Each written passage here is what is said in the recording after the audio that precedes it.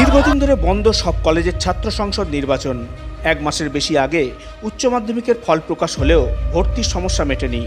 আদালতের নির্দেশে প্রায় 26,000 শিক্ষক ও শিক্ষাকর্মীর চাকরি যাওয়ায় বেশিরভাগ স্কুলে পড়াশোনা শিখে উঠেছে বলে অভিযোগ।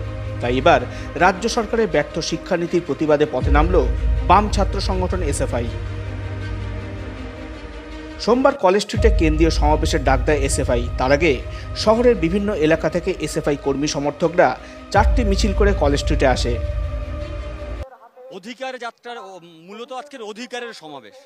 ক্যাম্পাসে ক্যাম্পাসে ছাত্রদের গণতান্ত্রিক অধিকার নেই, ক্যাম্পাসে ক্যাম্পাসে তৃণমূলের বরঞ্চ তোলাবাজদের অধিকার বেড়েছে।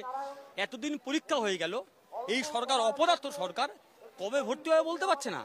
এসএফআই রাস্তায় নামার পরে, 4টে বাম সংগঠন রাস্তায় নামার পরে দেখা করার পরে অবশ্যই যারা ডেট দিয়েছে, মানে তখন কাটমানি নিয়ে সেটিং করতে পারছিল না কে কত কাটমানি নেবে।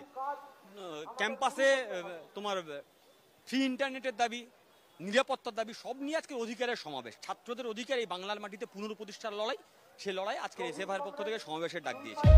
কলেজ স্ট্রিটের সমাবেশ থেকে এসএফআইয়ের নেতৃত্বের হুঁশিয়ারি, শীঘ্রই প্রতিটি কলেজ ক্যাম্পাসে তাদের লড়াই শুরু হবে। সরকার তাদের দাবি না মানলে বৃহত্তর আন্দোলনে নামবে সংগঠন। শুভেন্দু ঘোষের রিপোর্ট, সংকল্প নিউজ।